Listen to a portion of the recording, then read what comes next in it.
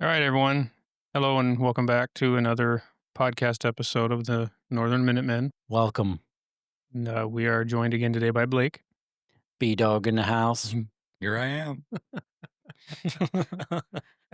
He will forever be called B Dog. Oh, no. You gotta love nicknames. So I believe this is episode 8. Or 9.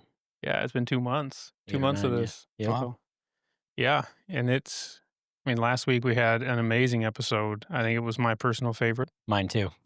And it was great. It was awesome. Like it went fast. Mm-hmm.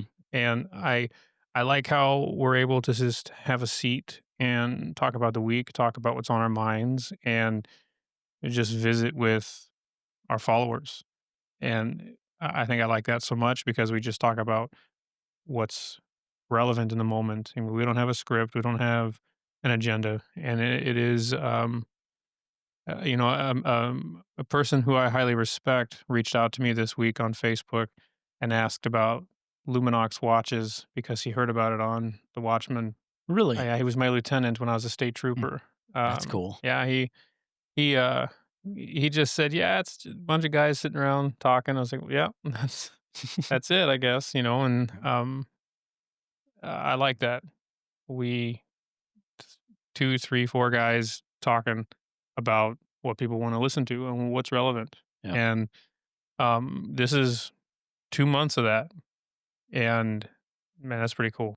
It is very cool. So, And if you haven't seen our last episode, definitely go back and watch it or listen to it. It was a very heated discussion and debate about the Second Amendment and the government and how they are not supposed to infringe upon our rights, right. but somehow we find ourselves in the weeds in infringement. Yeah. I think they make that gray area by design because that gray area gives the government more overreach. Gives them a foothold. Yep. If it's gray, then you're breaking the law somehow. Yeah, they can script, draft, word, or create verbiage in a bill that in that gray area makes you the criminal. Yeah. Mhm. And that is infringement. Mhm. So, the government, it's said to be an inalienable God-given right, the Second Amendment, but our government gave us that right. If you ask a politician, it's the government gave us that right, and they say that because they are the ones that can dictate and control it and take it away, which is a bunch of baloney. But anyhow, yeah, No and no. yeah, And more no's. All of the notes. yeah. Check one box, all of the no's. All of the no's. So, but being the Northern Minutemen, we are fans of watches. And before I forget again, let's go ahead and talk about what watches we're wearing today. I just noticed Blake is actually wearing a watch. Yeah, I am. that's what made me remember. I looked down and saw his wrist, and I thought, "Oh, that's right. We need to talk about watches." So, Dish, B-Dog. Today I got on I think it's Calibre or Caliber. I'm not sure how to pronounce Maybe it. it's Calibre. Calibre. Maybe. I don't know. Um, I quite enjoy it. It's a nice, simple face, just sleek, and I don't know. I enjoy it. It's a nice watch. It's the one that I spun on the Yep. on the podcast, that one episode. Oh, that's the watch you got. Mhm. Yeah. Okay. Well, that's a lot better than what I thought it was going to be. Well, I actually got 2 watches out of that deal I did get 2. He let Yeah. me. He brought in 2 watches, and he's to like, pick from them, and I was like, just take them both. Yeah. That's how important B-Dog is to Off-Grid Armory. Shower you with watches. Maybe are you often late to work? I don't think Never. I've been Never. late once. Okay, so they are genuine thoughtful gifts. Yes. Is it the same company on your coffee cup? No, that's That's Caliber. That's coffee. Calibre and Caliber. Yeah. Yes. Okay. Caliber coffee. All right. And what about you, Sam? I'm wearing a Herder. I've rocked this one before. I really like it. It's big. It looks like an executive watch. I don't know. It's just sweet. It's a skeleton on front and back. Mm-hmm. Yeah, it's just a very nice watch. They make an amazing. Yeah, Heritors aren't even that expensive. Right. They're just a really pretty watch. I think it was my 3rd or 4th month on the watch gang, I got a Heritor, and I had to send you a picture of it because it was like, "There's no way I got this from the watch gang. This has gotta be the coolest watch." It was the partial skeletonized Mhm. front, Hmm. and then I used it in the shop one day and scratched it. Ah, worst feeling ever. It's like Mhm. losing a wallet. Yep. Or buying a brand new car and getting that first scratch or that first dent in it. You're like, no, I That's wanted it to be nice forever. that's all you're ever gonna see whenever you look at Yep. it now. You go to read the time and all you see is that scratch. Yeah, it's scratch o'clock. I wanna go to my quiet place now. You've ruined my life. Yeah. So it's still a beautiful watch, and I don't yeah, I've emailed Heritor about what it would take to get a new, glass on it or crystal. Boy, it really is bothering you. Yeah, What did their email back to you say? there hasn't been an email yet. Oh, crickets. So, I don't know if because it was a watch gang watch, they don't bother with it. Hmm. Because you know how the process of how the watch gang gets their watches is it's watches that didn't sell very well, models of the past that they wanna clear off their shelves and websites to make room for more relevant current designs. Hmm. So maybe they just don't wanna give the time and attention, which is odd because they I have a see the war pun you did there. They don't want to give the time. Ah. on a scratched watch. Nice.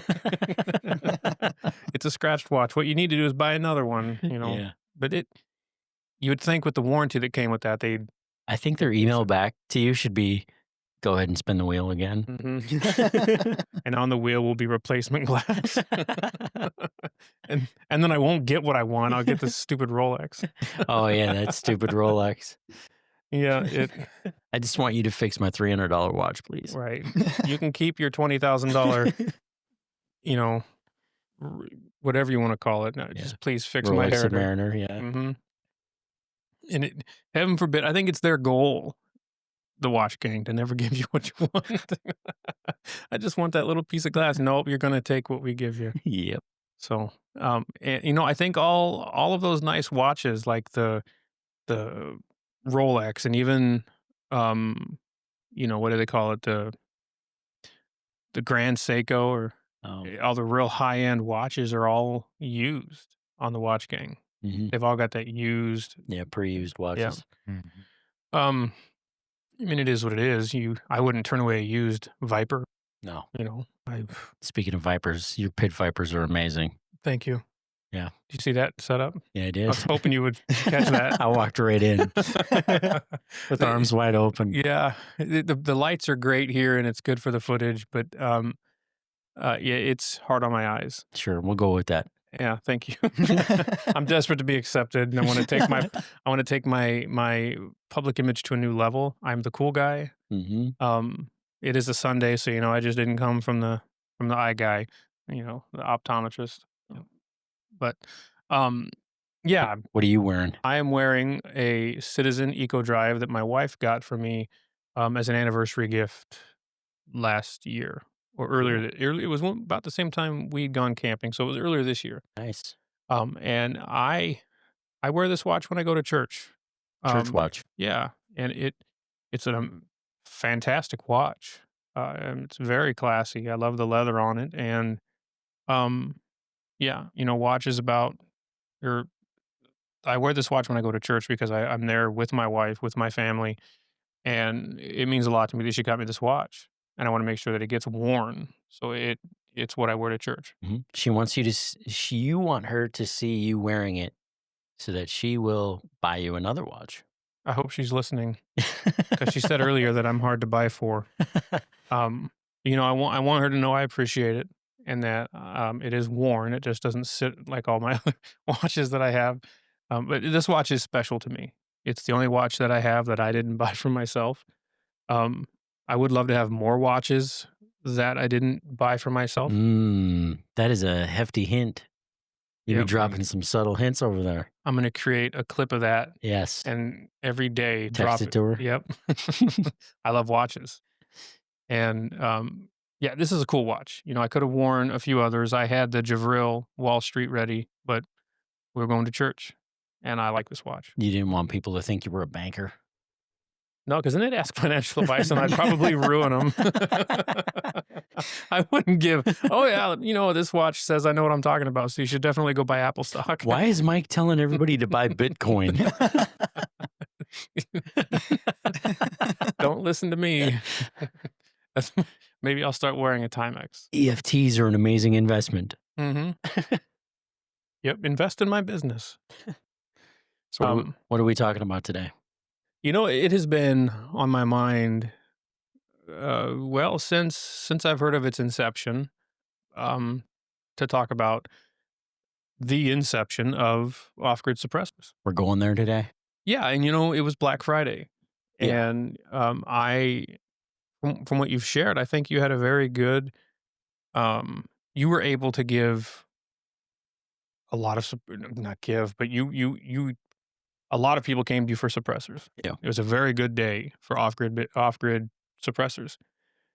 And I own one, it's the Scorpius for my 22, and it just baffles me how rigid and durable that thing is, and it's made out of one-piece titanium.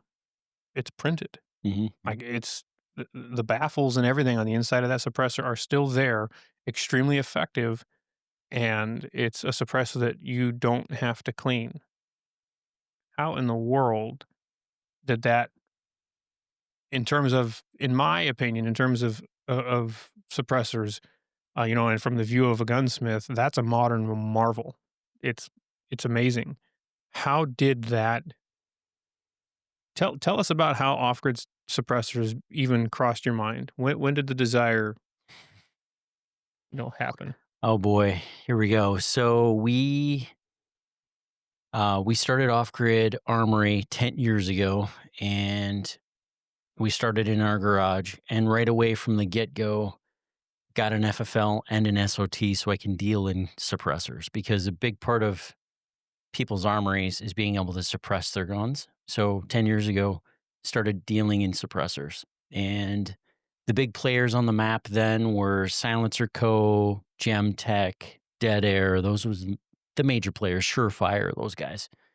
People that have been around in the business for 35, 40 years, just the giants in the industry. Yeah. And I was getting these suppressors and selling them to people, and really got into them and looked at them, and I was like, man, these are not that great. They're heavy, they're still loud, and they're super expensive. They're like $1,000 a piece for just this heavy chunk of steel on the end of my rifle. And they're expensive. It's not even, I mean, it's made out of inexpensive materials, Yep. but it's a very expensive item. They're made to be replaced. Yeah, and it didn't make sense to me. I was like, why are these so terrible? Not to knock any of you major players if you're listening to this podcast. But I just wasn't inspired by the product. And I have very good friends of mine that are in the 3D printing world of printing metals, laser sintering, additive manufacturing using titanium and Inconel and all this stuff, making parts for airplanes and dental appliances for people's mouths. Like, a lot of that is 3D printed metal. No kidding. Yeah. Wow. And so I took a Dead Air Sandman S, and I went to them, to their place of work, and I had a sit down meeting with them, and I said, I would like to make a suppressor out of 100% titanium. What I want to achieve is the most quiet can that can be produced, and it's going to be our product. It's going to be an off-grid suppressor, so it's going to be labeled under us, but we need to invent it from the ground up. And they were like, interesting. Yeah, I'm pretty sure we can make suppressors. And so from the time I had that sit-down meeting with them to the time that we had a sellable product was 4 years later. That's it. Dude, that's a long time. I'm sorry. I mean, pardon to, me. to Okay. me, I wanted a product that I could sell within a year.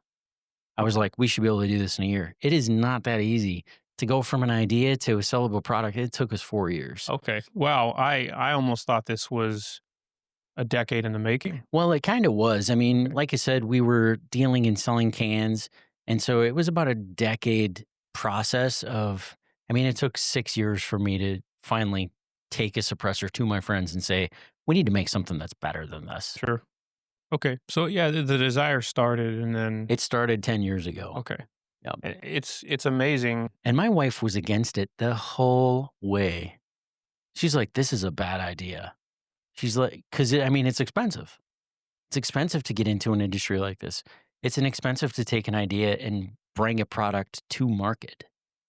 I mean, let's Sure. talk about just the marketing alone.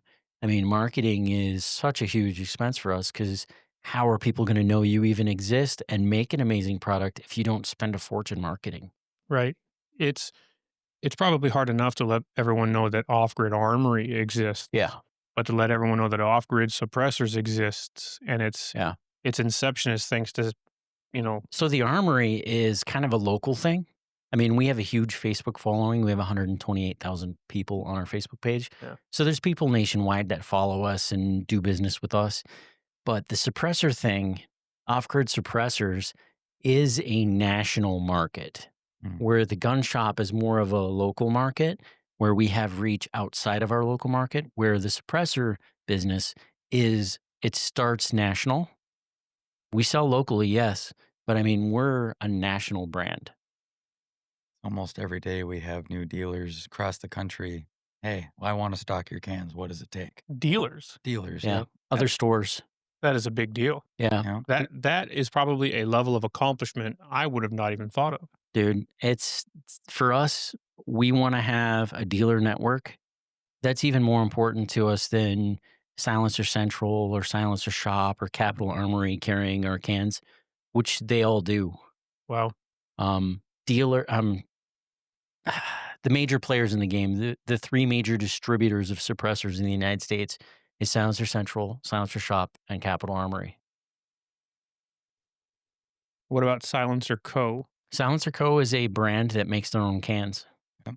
And do they distribute like No. Silencer Central? Okay. They do not. Okay. And you know, I'm still in my infancy of understanding the world of suppressors. Yeah. Like as a gunsmith, I focused on the firearm. Yeah, of course. And I would thread for a can, install it, and it would go on its way. Mhm. But knowing you, and you know, my very first suppressor ever purchased was just before my transplant, and it was, you know, your Scorpius can. In Yep. fact, it's 0002 or 01. It's the first or the second. I You remember. did. You got one of the very Yeah. early, one of the first suppressors that ever hit the market. Yep. Yeah. That's pretty cool. Yep. And it gets used. Heck yeah. Every time somebody tells me, "Hey, I'm picking up an Off-Grid Armory suppressor for my 22," I know it's probably a Scorpius, and it's Yep. 1/2 inch by 28 thread per inch, and I can get started right. They are so reliably consistent. It's amazing. Yeah. Like the 3D printing and the attention to detail that goes into the manufacturing of these suppressors is it's at a new level. Well, It- it's it- literally, I'm reluctant to use the word perfect because nothing is ever perfect, but the printing process is very close to perfect. And one of our taglines for off-grid suppressors is printed to perfection. Right. And they really are, the tolerances are so tight. And perfection has its tolerances, its acceptable tolerances. Mhm. And I think perfection is the highest level of acceptable tolerances, That's well said. right? It is. And I only know that because when I thread for final fit, I am obsessive to the 400,000ths of an inch. I don't want there to be any slop or Mhm. play. If you can bring me what's going on the end of that rifle that I thread for, it will be threaded specific to that device. Yeah. I'm not going to give you an extra 5,000ths so that you'll be able to put whatever you want on there because then it's sloppy. It's just not guaranteed. It's going to thread shut. Everything will thread shut up against the shoulder, that barrel different. And that's just not reliable. Heaven forbid, because of my machining, you get a baffle strike. So I really understand and appreciate perfection. Yeah. You know, the highest acceptable limit of tolerance via perfection.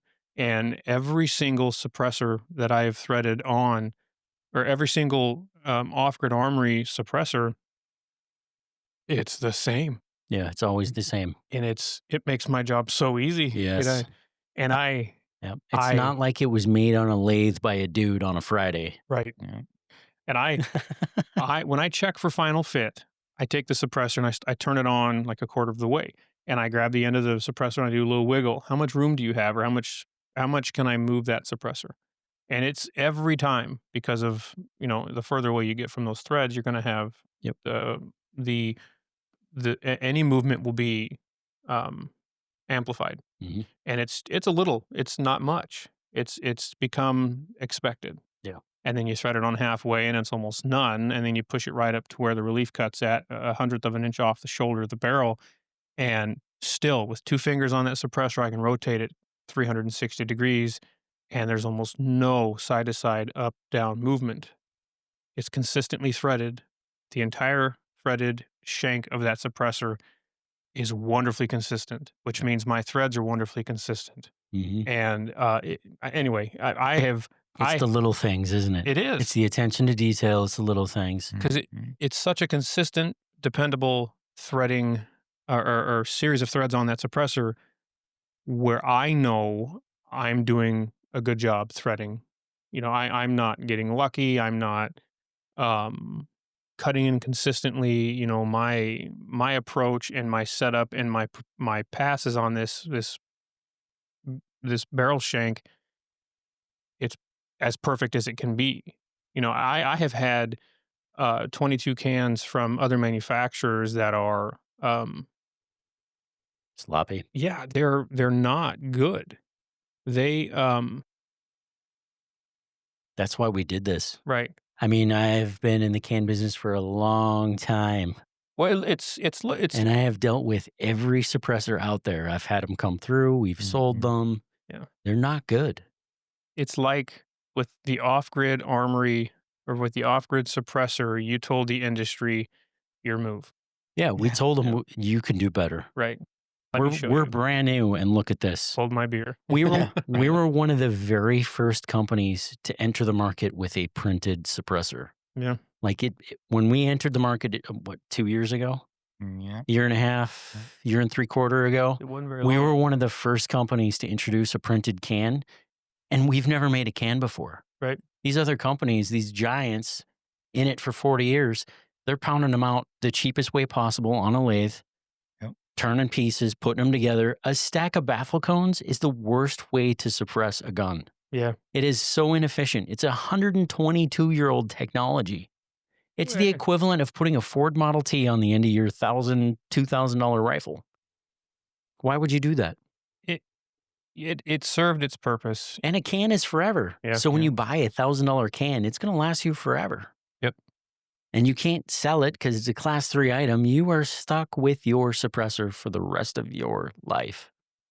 You can't sell it to a friend. You can't sell it to a neighbor. If I were to pass away, could my children inherit It my goes to your suppressor? family. But Okay. yeah, you can't sell a can to a friend or a neighbor. You can't trade it in like Because that would a negate firearm. the entire process that Yeah. people have to go through here. Yeah, it's an Exactly NFA right. process. Yep. Yep. So what if I wanted to come to you with my can and sell it to Blake? You can't. It's We- incredibly difficult. It's We couldn't do- way more paperwork No. than it's worth. You got It's to more. You have to fill out 9 pages of paperwork. I'm getting excited over here. You have to fill out 9 pages of paperwork to take your item and turn in that paperwork to the NFA branch. Pay a $200 tax stamp to move it from you to Blake, You're kidding and me. wait 4 months for the NFA branch to approve that paperwork. So every time that suppressor moves or changes ownership, you've got to pay that same damn tax Another stamp. $200 tax, which is Yep. going away on January 1st, I might add. Ha. That tax is going away, but you still got to fill out 9 pages of paperwork. Send a copy to your chief law enforcement officer in your county. Send 2 copies to the ATF. Wait 4 months for them to approve the paperwork, and then you can sell that can to Blake. And then it starts all over again for me. The wait time Well, he has to also fill out 9 pages of paperwork. after I get the approval to sell it. It's dumb. Yeah. This This is why there is no such thing as a used can market. that's an amazing point. It is too much work. I always assumed it was just because suppressors are not cheap, and when you make the choice to buy one, it's yours. You want to buy the right one. You don't want to sell it. No. It's not like a used car. It's not like No. a used firearm. Uh-uh.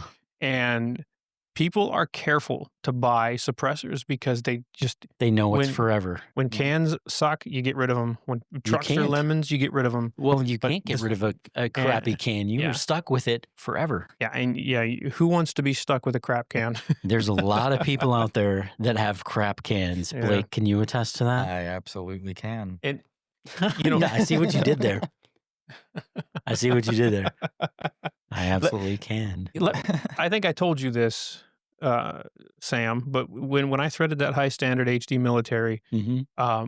I put my suppressor on it and I stepped out in the dark with my kids. Or at first I shot it and no earring protection, and I fired 5 rounds through it. And at first I thought there was something wrong with the gun. Like, there's no way, it was unbelievably quiet. Makes me so happy. I took it back into my gunsmithing shop, You thought something was wrong with it because it was so quiet. and I expected there to be a squib or a hung round or not enough powder in the bullets or something. Why is Something it was going wrong click? where it would fire. And like a trusting idiot, I continued to fire until the rounds were spent. Yep. Because it cycled. It spits the spent shell out. The slide cycles, and from all of my firearms training and experience, the gun did everything it was supposed to do. The sound wasn't the sound of a baffle strike. Yeah. It wasn't excessive detonation or detonating out of battery. No, the gun cycled, and the fact that it cycled and threw that spent casing at me, everything worked as it should. And so I continued. After a brief inspection, you fire until the 5 rounds in the magazine were shot. I sat it back down in my shop and asked my kids, "Did you hear that?" They're like, "We hear what? We didn't hear anything." And I was like, "I just shot that pistol I threaded for Sam, using the off-grid suppressor." And of course, they're excited. Dad's shooting a gun out of the backyard, Hmm. And so the 3 little boys came outside with me, and while I'm looking over the gun one more time, making sure that I didn't just ruin a piece of history. Yep. I didn't. My kids were putting Target stickers on a Xbox box, and I go out in the backyard, and they got my target set up for me this time, and I shot 10 rounds through it this time, and each time it did not sound what I would have expected it to sound like. It That- didn't sound Mm. right. That's what I love about it is when you shoot a suppressed handgun like that, it doesn't register correctly in your mind. And that's what it did. Yeah. Like I was under the awning because it was snowing, Yep. and it Which would echoed. amplify Yeah. noise. And I'm just laughing, shooting it, chuckling, thinking I should have recorded this because it was so unbelievably quiet. And I have never said that about a suppressor before. Yeah. You're doing something right, and it is amazing how effective they are. So going back to the advertising thing, I was talking about how advertising is really expensive and it's just an expensive game. Manufacturing is a really expensive game to get into. And I didn't know it at the beginning. It's probably best that I didn't because I probably wouldn't have done it if I would have known how much it was going to cost. But this idea had to be completed.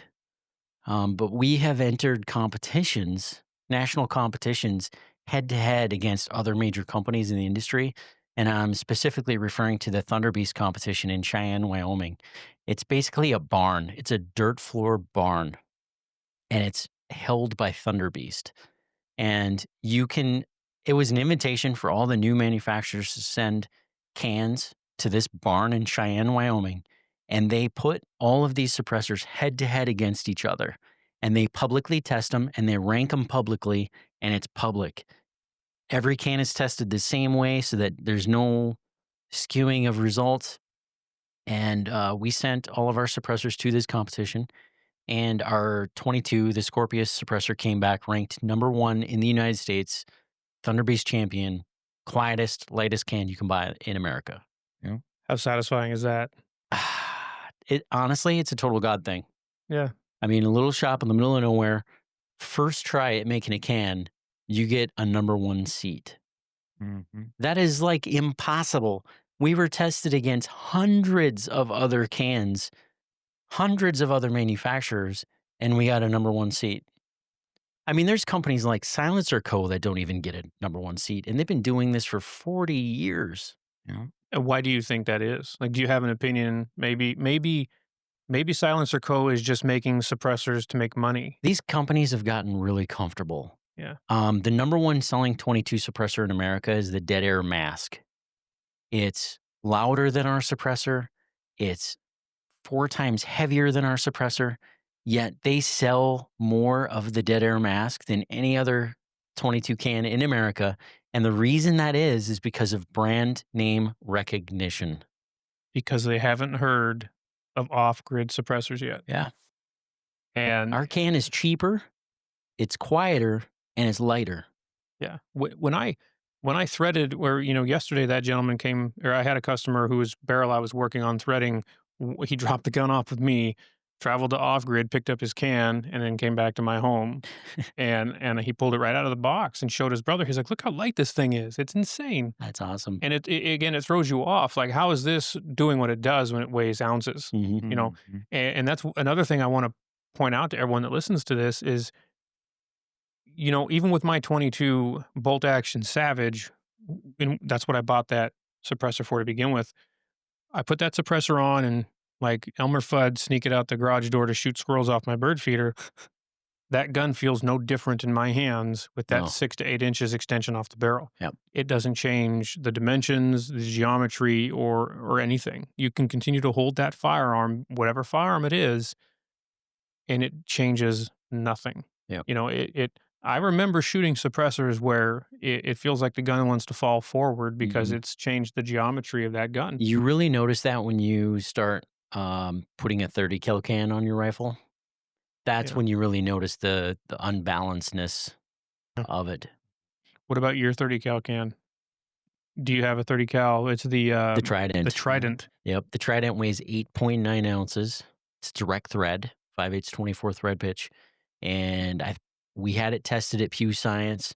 It tested amazingly well. And I think it came in at 5th quietest 30 cal can Yeah. on the market. Out of 100 cans or Out of hundreds? hundreds. out of every single can that was sent off to Pew So to it's be in the tested. it's in the top 2-3%. It's a top tier can, yeah, for Yeah, sure. absolutely. Top tier. But what it does is it's 8.9 ounces. A Dead Air Sandman Long is so heavy that on my drug scale, it doesn't even register. It's over 20 ounces On your what? on my drug scale. So if you want to, We won't go there. What's this side hustle you've not told us about? if you want to weigh ounces, you need a drug scale. Yeah. I'm just saying. Or a food scale. Okay, we'll call it a food scale. Because I have a food scale. Where did you get this drug scale, and can I meet him? The drug scale actually came out of a police evidence locker. It did. So it's a drug scale. It is a It's a straight up legitimate drug drug scale. scale. Yeah. What do you go to the police auctions for? I need a new drug scale. So a local PD actually closed its doors, and they brought everything from their evidence locker and sold it to me. Everything. Everything. I have some weird stuff that came out of that evidence locker. I mean, evidence bagged brass knuckles with the dates and on it, and it's like, this is just weird. This is cool. Just a box. Box full of knives. Box full of and prison other- shifts. Yeah, you name it. They were shutting up doors. They didn't know what to do with it, and Let's give it a Sam. we bought all their firearms that they had because they had to log them out to a legit FFL. Yep. So it had to be done clean and right. So he was like, "Here's the guns that you bought, and here's all the stuff out of the evidence locker." Yeah. I have one more question about off-grid suppressors, and then I want to know more about those drug guns. Where does off-grid suppressors go from here? Oh, man. What does the future look like? Are there any The future is design changes, modifications, implementations? Man, those are great questions. Blake, you talk about what happens starting January 1st. Well, the tax stamp goes away. Where- So What does that do to the market? the market's gonna run out of suppressors. There's not gonna be a single suppressor left on the shelf for sale anywhere. Nationwide. Oh. For how long? Months. My guess is 10 years. You're thinking years. I'm thinking 10 years. I read a statistic the other day that said if just 10% of the guns in current ownership want a suppressor on it, it will take 10 years of current market production to just put one suppressor on just 10% of the guns in current ownership. And that's assuming the current guns owned don't already have one. True. But Okay. I'm just saying, when the tax stamp goes away, this market is going to Yep. rocket ship into the Yep. next universe, Mhm. and it is going to stay busy. And that's a victory that for, that's a Second Amendment win, I think. Yeah. Not because it's a suppressor. Why in the world did it even fall under, why is it an NFA item? Because it can be taxed. It can Yeah. be controlled and regulated. In 1934, they didn't know what to do with them. Yeah. They took away machine guns because of Al Capone. They made them an NFA regulated item, and suppressors were this conundrum they didn't know what to do with. So they were like, let's throw them in there with the machine guns. So in 1934, there was no reason to do it, but they did it anyways. And they were like, let's make this a taxable item. And in 1934, $200 was equivalent to $3,500 of today's money. So in 1934, how many people bought suppressors or machine guns? Not many. Because in No. 1934, $3,500, you could buy a farm, 40 acres, and a horse. A lot of money. Yeah. Yeah. So did you think they did it to deter anybody from wanting one? It did deter a lot of people from Yeah. owning them. Because Mm. back then, to begin with, why would you have wanted one?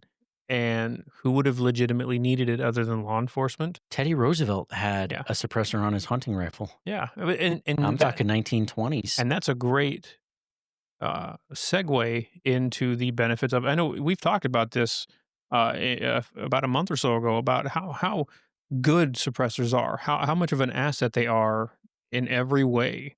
The list of benefits to a suppressor, owning one and using one, is 100-fold bigger than the reasons why you shouldn't have one. Exactly. They are great in every way, Yep. And to make it such a hard thing to attain is garbage. Yeah. It was just In the last 91 years, 9 legally owned suppressors have ever been used in a crime to hurt a person. Yeah. 9 times. And do you think that suppressor helped that criminal in any way? No. Yeah. It was there, and they were like, "Oh, he had a can. Chalk it up." Yep, another crime that a suppressor committed. Right. It was about as useful as the watch you could have been wearing. Yep. It's just It has being on the NFA list has done nothing to keep people safe. It has done everything to raise hundreds and hundreds and hundreds of millions of dollars for the government. Yep. Mhm. It's a tax. That's all it is. It's a Yeah. tax. it Raise your hand if you think you pay enough taxes. I pay enough taxes. yeah, I don't know. I don't I get the justification for some taxes, but to tax everything Yeah. is wrong. Yeah. And maybe I wouldn't feel that way if I had a say over where the tax was spent Yeah. and where it all went. Yeah. But that's a whole new podcast. You need to be, yeah, it get me mad. But the suppressors, they're a tool. Mm-hmm. Just Absolutely. like the cleaning gear, just like the case, the sling, the magazine, Or a hammer. right?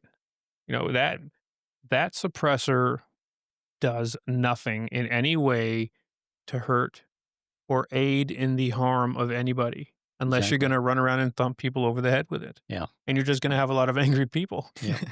But But the benefits vastly outweigh the drawbacks. I mean, yes, they are expensive, but like I mentioned, a suppressor is forever. Like that one tool is going to last you your entire lifetime. Yeah. And what do you get during that lifetime? Reduced recoil. I mean, on a 22, that's a non-factor. mhm, But on a 7 millimeter Remington Ultra Magnum, Yeah. do you think recoil reduction might be important? for people that want to go on safari hunts that can't handle that kind of recoil, it may be what lets them have that lifelong dream of downing, a gazelle or Yeah. something in Africa. It's significant recoil reduction. Yep. Noise pollution. Does anybody know what noise pollution is? Everybody knows. Yeah, and that's the biggest asset, the biggest benefit to what suppressors do for everybody. Yeah. The neighbors that hate the sound of firearms, Yep. And there's a lot of them that hate hearing a gunshot. right? For whatever reason they have, that suppressor can quiet that to the point where they may not even hear it. Yeah, And if they do hear it, wonder what it was, exactly. you know? And, I have a lot of education about ecology and wildlife population management. And it's estimated that when you fire or discharge a firearm to harvest a deer or an elk or a moose, it disturbs a 2-mile radius, Yeah, you I know, believe it. and that can ruin a lot of hunts for a lot of people in the vicinity. And it makes everything jumpy, and it just the whole everything about the hunt is changed when that firearm is discharged. Speaking of hunters, no hunters wear hearing protection Right. because you hear the animal before you see the animal. Yep. So if you're wearing ear pro, that animal's going to walk past you while you're reading a book. I read a book on a deer stand. I'm Huh. sitting out there in the peace and quiet, and I'm just reading a book, man. I got hours. You bring up a funny point. There's a customer told me one time that he hates to hunt because when he used to hunt, he'd sit in his deer stand and couldn't even so much as hear deer, let alone see them. And I said, "Well, what are you doing? Are you napping?" He's, "No, I'm listening to my book on." Oh, you can't do that. It's like, what? You can't do that. Can I make a suggestion? You know?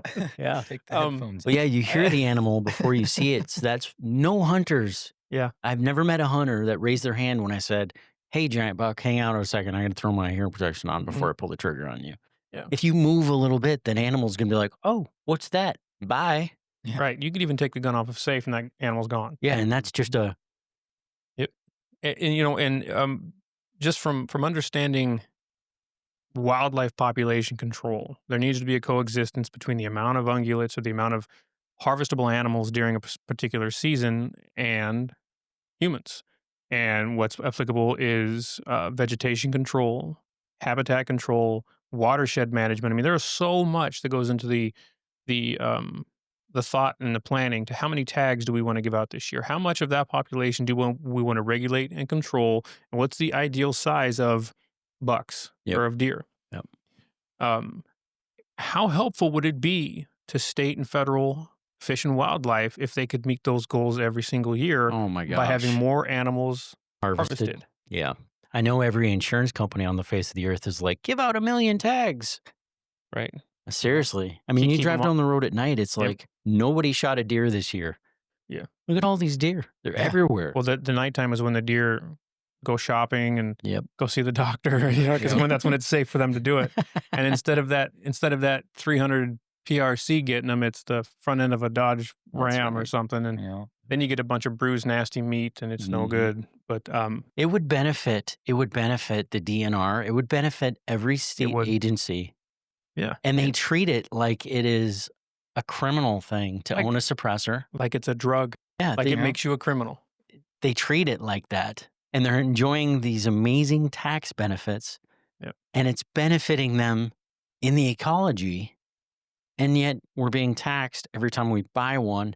I'm a little bitter about this. Who is the criminal in all of this is the politician. Yes. They know good and damn well that suppressors are assets in Mhm. every way. Yep.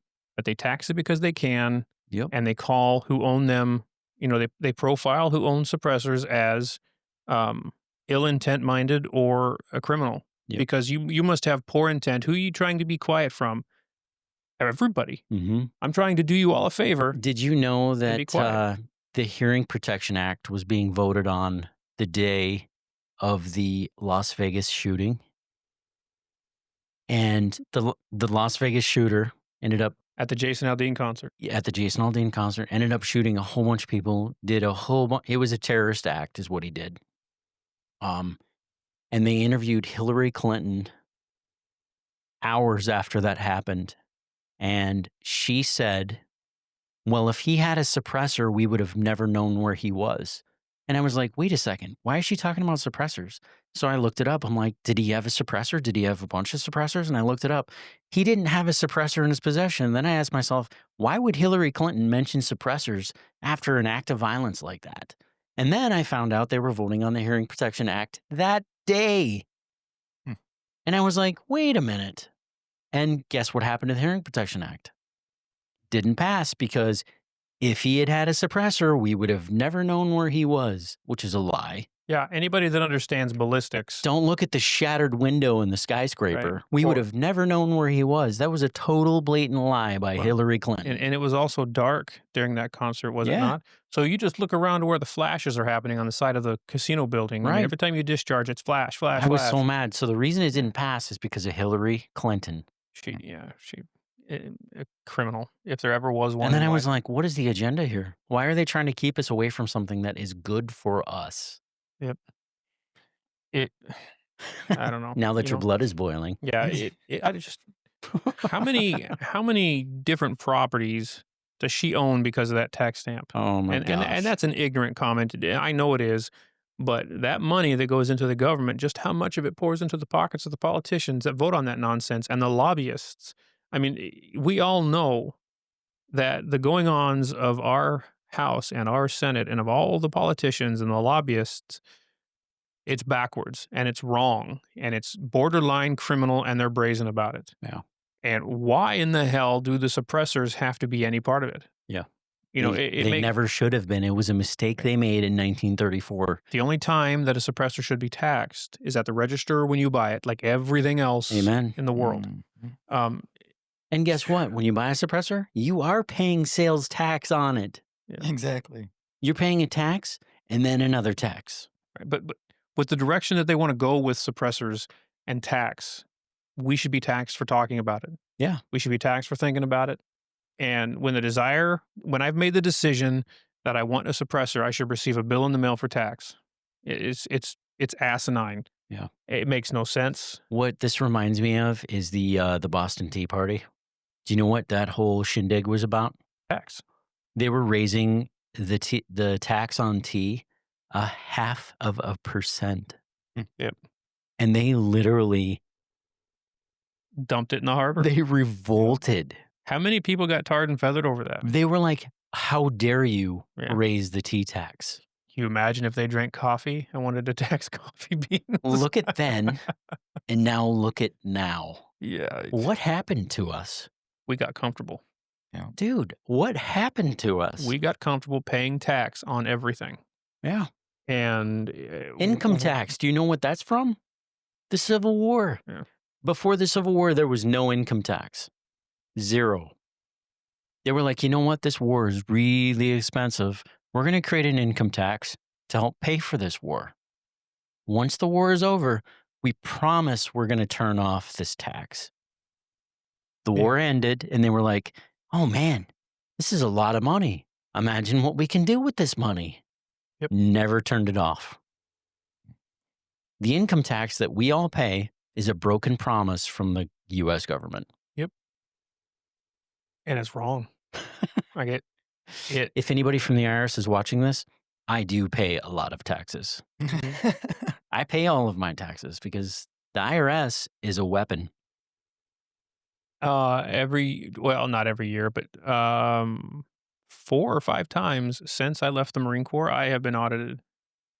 My personal taxes, and I with no concern, with no issue, with no reason, Mm-hmm. I have been audited, and I'm sorry. yeah, I don't know why. I don't understand. It's a random selection. Well, every damn year. I mean, do I stay on the list? It's a random selection. That's a list they need to take me off of because it's frustrating. Like it's it's made me extremely efficient with keeping documents of things, and Mhm.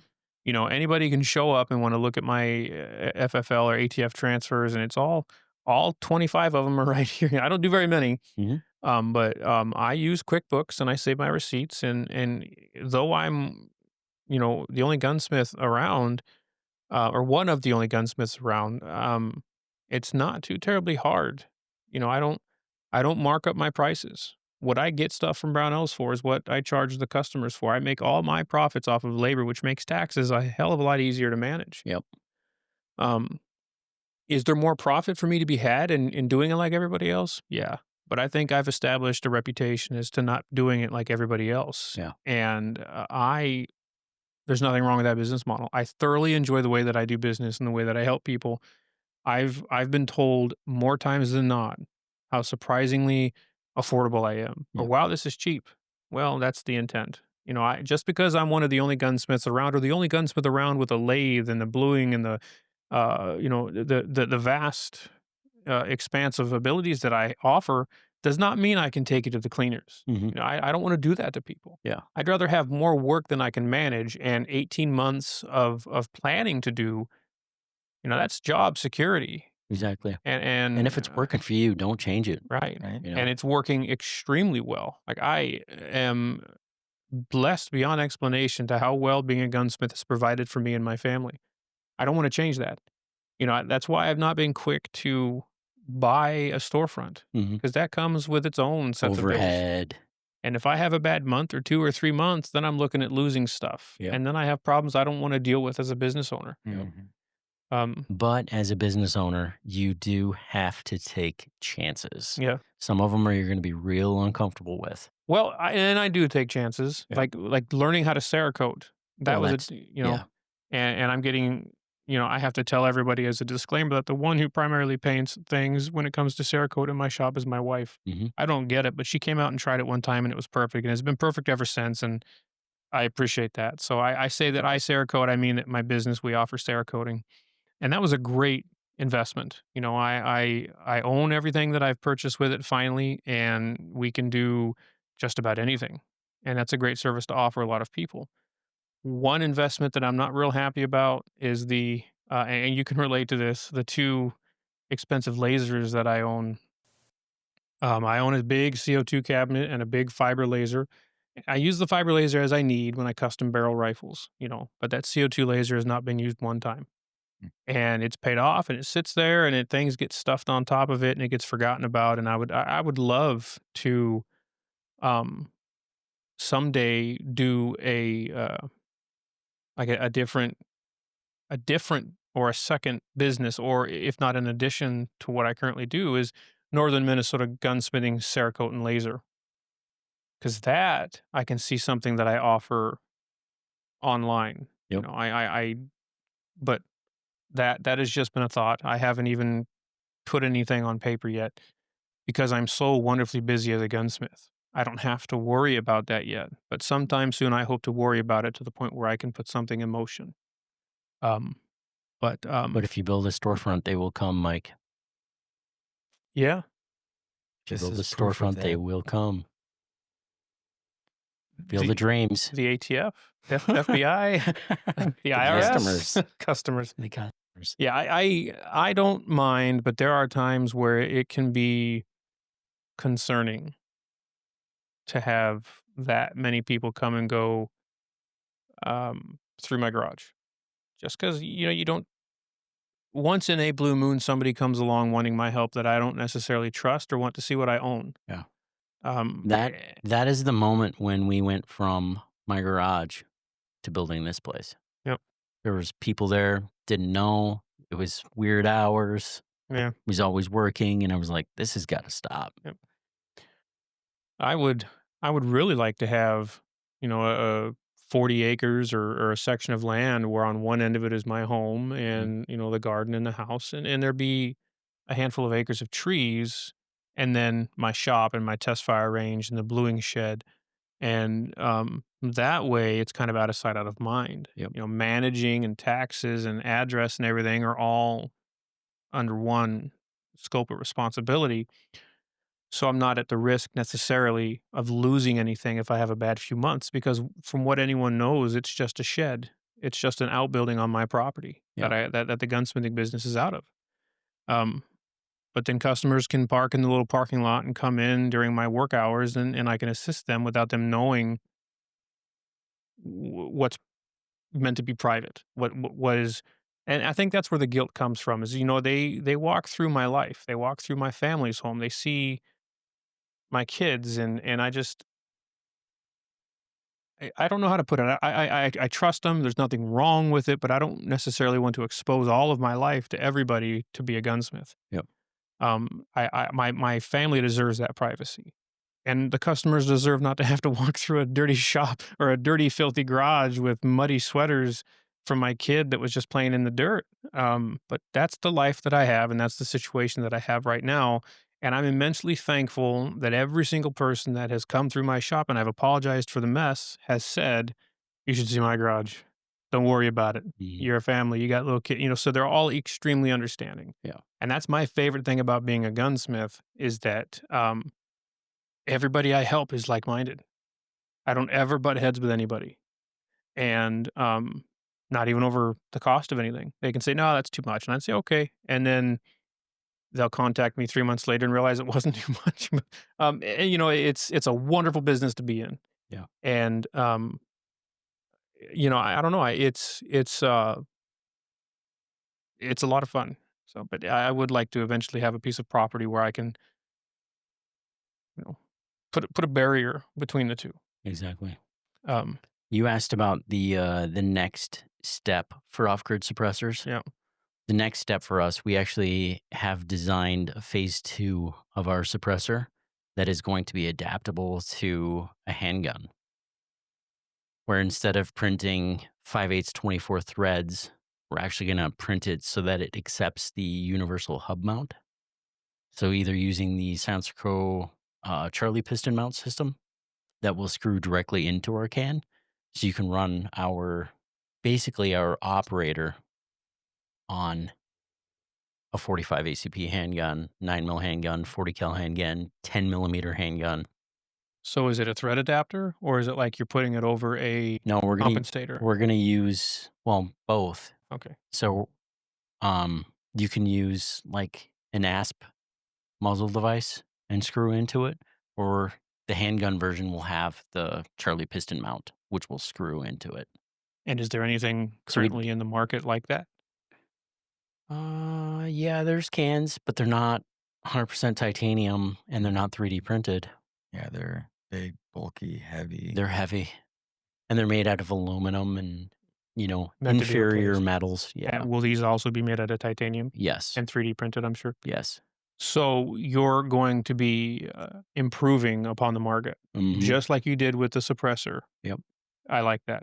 Yep. Every step of the way with off-grid suppressors will be an improvement for everyone. We're challenging everybody who's currently making them. We're challenging them and saying, hey, we're the new guy. Look at what we just made. Why can't you make something this nice?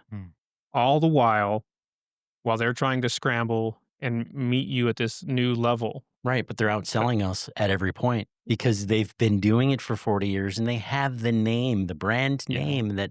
I'm confident that just if you give it time, Oh yeah, pretty it takes soon, time. pretty soon to do this podcast, you're going to have to come down from your suite on floor 100. Will never happen. I know. I'm just way too humble. Maybe you'll have to just fly back from Trump Tower after having lunch with. But yeah, there's exciting things in the works for this company. We've partnered with some very interesting people. Our first customer for off-grid suppressors, like dealer, was a group called Just One More, and they're an anti-sex slavery group of dudes, former special operators that are using our suppressors to take down bad guys that are enslaving people who are there against their will. And they're going to do it quietly. Yeah. Very quietly. Very quietly. And they're very happy with the product. Yeah. And man, I love people doing that. That's God's work. That's God's work right there. And I was like, man, this is the first group. I'm like, this is meant to be. Anybody that wants to do harm to another like that is in bed with the devil. Yeah. And should not exist. Totally agree.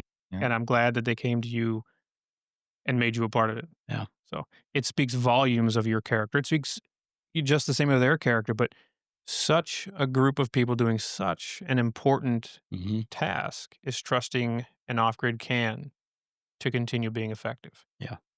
That might very well be more of an achievement than first place in the quiet test of the barn. I agree with you. Yeah. But I'm telling you, that test and having those results, that spurred us on to another level where we had dealers from all across the country saying, "Hey, I just got done watching all these videos about your can on perform how it performs. Yeah. Like, I want to order a whole bunch of cans right now." So, where are these cans made? So I've partnered with another very good friend of mine, a hunting friend. He owns a facility that 3D prints stuff for the Department of Defense and whatnot. So he owns the process. So the machine that we use to print one of our suppressors is a $2 million 3D printer. Wow. And he has a lot of these machines. He doesn't have one, he has a whole bunch of them. And so I don't have to own the process, but we do own the product. And so they're manufactured by us, for us, trademarked by us, patented by us. Blueprints are all owned by. Yep, patents Good. are ours. Yep. Good. And you can currently get one of these cans in a few different colors. And I think recently you talked about FDE. Yep. So Yeah. we have FDE. One thing that I do want to mention. So Blake and I were bored the other day and we were like, let's try to destroy one of these 22 cans. Guess what we did? Tell him, Blake. We failed. We were not able to destroy it. Tell him what we did. Tell the truth. We ran 8 mags of full auto 5.56 through it. On an AR-15. And the can 30 ate round mags. On a every- 22 can. Yep. It ate every single round. I talked with, what is his name? Huge YouTuber, Silencer Syndicate. Rob Orgel. Rob Orgel at Silencer Syndicate. I called him and I said, hey, man, guess what we just did? And I told him what Blake just said. We ran 8, 9 mags full auto through our 22. And he told me on the phone, he said, no 22 suppressor has ever been tested to that level without catastrophically failing. He said that has never been done before. And this man tests cans for a living. Wow. And the way that we did it is I was talking to Rob Orgel one day and he said, is your 22 can 5.56 rated? And I was like, what in the hell are you talking about? He goes, well, the new thing is some guys are putting their 22 on a 5.56 and they'll shoot 3 rounds in 1 minute. Boom. Wait 20 seconds. Boom. Wait 20 seconds. Boom. And so being off grid, I was like, let's throw this on a machine gun. Let's just get to the quick. Let's get to the point. Let's blow this thing up. I want to know how many rounds it'll take. 8 mags. And what made you stop? I ran out of ammo. Yeah, we didn't have any more. We had 8 mags. mags stacked. That's the best possible reason to stop. And it was dump the mag, change the mag, dump the mag, In full auto. change the Yeah. mag, dump the mag, change the mag. It wasn't wait 20 seconds between each shot. And I called Rob Orgel and he's like, that has never been done before. So what is it that makes people afraid to use a 22 can on a 5.56? Is it pressure? It's not rated for it. That's it. It's not rated for it. Now, so is yours now rated for it? No, because we make a 5.56 specific can that's rated for it. The 5.56 can is 1.5 inches in diameter. You know, it's got a lot more titanium in there. It's built up. It's tougher. It's stronger. It can take more pressures. And a Scorpius is 1 inch? It's tiny. Yeah. It's super tiny. It's not supposed to be able to do that, and it did it. So it's got to be a PSI thing. It is. It's a pressure thing. Okay, and that's how you get a can rated, is if it can take the pressure. And we talked about it, and Rob said, you should not market this because people will do it if you market it. And So we're someone's not going to get hurt. we're not marketing it as it, Yeah. but we've tested it to that level. And I'm telling you, that little can is tougher than nails. Did you do any analysis of the can afterward? Like cutting it open and seeing if We the- haven't cut it open because we're still using that can.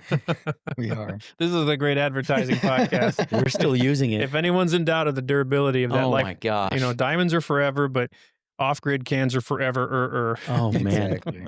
Blake and I, it was probably the best day ever because we were I would both back agree. there and we were like, this does not make sense. We Yeah. were so confused. Like, this should not be possible. You know what would be What is this? a great advertisement for off-grid cans is the next Terminator movie. They find graves with people buried with their can because it just, they're forever. And they're still good. You can still use them. They're T1000 grabs a Scorpius and a 22 and just rains hell on everyone. But yeah, it's been exciting and can sales have been incredible. A Good. lot of people are still paying the stamps. This Black Friday, we paid everybody's tax stamps on the Operator and the Trident. That ended on Saturday. So, Yeah. I mean, I pay enough of my own taxes. I don't need to pay yours too. Right. But we did. You did. Did you sell out of cans? We sold out of the Operator Yep. And that's the 5.56 can? Yep. in black. We In still have the FDE ones. Yep. Now, do you have any with a design on them, like camouflage or flags or anything? We've got one flag Cerakote left. Yeah. Is that the Operator or the Yep. Trident? Okay. Operator. Any We're experimenting with that. any plans in the future of more? It'd be really neat to see. I've learned that when it comes to black, everybody just wants a black suppressor. Yeah. Sure. We added FDE and I was like, this is going to be an amazing seller. And 1 out of 10 guys is like, I'll take the FDE one. Yeah. Really? It's not selling like we thought it was gonna. You see, I thought it would have been cool to see an off-grid like snow camouflage or white gray camouflage can, because then you can, black, gray, and I thought that'd be kind of neat. But I also look outside and see snow and it's getting dark, so I don't know what. But You that don't would be want to so. drop it, you'll lose it forever. Right. Find that in the spring. We call it Minnesota camouflage, Yeah. snow colored. What about selling a hunter orange? I don't think anybody would buy that. No. No. Look, here I am with my suppressor. But dude, we're at hour 5. Hour and 5. I Yeah. love how fast that went. I mean, it was a Yeah. great conversation. I was hoping to get this kind of this kind of information about off-grid suppressors. It's I feel like we didn't even touch the tip of the iceberg though. We Yeah. have so much more to talk about. about off-grid suppressors. Oh my gosh. It's We didn't even talk about how we came up with the design on the inside. that was another question that I I mean, kept that's forgetting. that's the whole thing. Because Yeah. something And you're going to have to wait until the next episode. Stay tuned. something like that is that effective, you just don't pull out of your how do you somewhere have all of the failures? Yes. Yeah, that's cool. We the amount of money it took to test these cans. So just the Operator, we spent $46,000 in ammunition alone to just test the Operator. So anyone that's curious why suppressors are so expensive, that's just the tip of the iceberg. Yep. And that That- was just one model. That's also probably why you're not, probably why new models, new variants, new everythings are slow in coming. Yeah. Yeah. Because all of these checkpoints, all these certifications, and Yeah. have to meet. I'm going to end with this. Our off-grid Operator Inconel passed the U.S. SOCOM tests. Ooh, Do you know what that is? no, but it sounds. It is cool. the most rigorous suppressor testing any suppressor can go through. And it's a pass or fail. And if it's a pass, your suppressor can be marketed to the DoD. So when is Hillary going to show up and buy all your cans? I will show her the door. Turn right back around and go. That's where they're at. They're over there. Yeah. No, thank you. But so someday maybe SEAL Team 6 can be sporting an off-grid can. When I watch movies, it's always a surefire can on the end of that rifle. Wonder Yeah. how much they pay for that. I don't know. I don't know if Hollywood is just like, yep, we're putting a can on it and it happens to be a surefire model Because that's all they know. because that's all they know. That's all they've ever seen. We have to And you're change not a that. true operator if it's not a surefire on the end of your rifle. Let's call Chris Pratt and get some off-grid cans on the next A terminalist. terminalist. The way that I know that off-grid suppressors has made it is when I see one in a movie. I'm going to be like, okay, Thunder Beast, that was great. Whatever. SOCOM test, that was great. Whatever. You make one into a movie, that's a win. Blake, we got to make a movie of him. All right. It can't be a B flick either. Or a C or a D flick. Yeah. Straight to YouTube. Who's the biggest B movie actor of all time? Anyone from Bollywood? Jean-Claude Van Damme. He used to be A-list. He used to be A-list. And He's then- definitely B and C now. And the drugs got him. Yeah. I love his flicks. Oh, who's the one guy? He's in all the B movies. Chuck Norris? No. Come on, man. I'm offended. Yeah. He did the splits over planes in the sky, so you know he's an A-list What is actor. his name? Oh, the guy that always does kung fu. He's super overweight. Black hair, ponytail. Steven Seagal. Steven Seagal. He's gotten bigger than life. Dude, that man, he is hilarious. Yeah. Steven Seagal.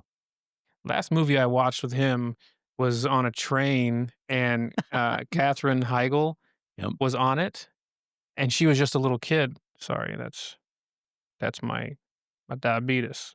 So, but that's how I forgot he existed. Yeah, Steven Seagal. Anyway, I'll be quiet. Yeah, we need to end this thing. Mm. All right, everybody. Thanks for joining us on this 9th or 10th episode of the Northern Minutemen. We appreciate you guys watching, and as always, stay tuned in for next week, and we'll have more content that you're going to not want to miss. We're not sure what that'll be, but it'll be good. It's fluid. Yeah. It's always It's good. different every time. Well, that's like we spoke earlier. You know, it's my favorite thing is, We literally don't know what we're Right. going to talk about until we sit here. and it makes for a good conversation. Yeah. I just Mhm. wish Blake was more of a part of it, or B-Dog said more. B-Dog. Maybe you should liquor up before you come upstairs. Maybe I should. You'll grab the mic and start singing. Yeah. Anyway. Appreciate you guys. Yep. All right. Thanks for listening. Bye. We'll see you. See you guys.